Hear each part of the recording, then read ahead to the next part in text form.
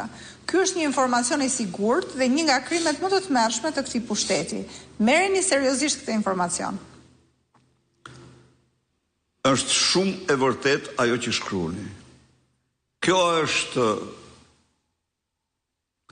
Edi Rama u solli si dhuratë shqiptarëve helmin. Njërin nga helmet më të këqija të kohës, i cili vetëm në Shtetet Bashkuara merr çdo vit rreth 100.000 jetë. Dhe Shqipëria merr me 10 jetë në Shqipëri, por që nuk deklarohen të tilla. Natyrisht, zero tolerancë ndaj trafikut dhe drogave do të jetë qëndrimi ynë.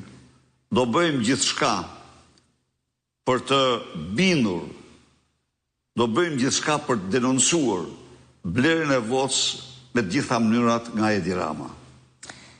Marrim dhe 3 pyetjet e fundit. Përshëndetje, zoti Berisha, Fatjon Ndu Vathaj.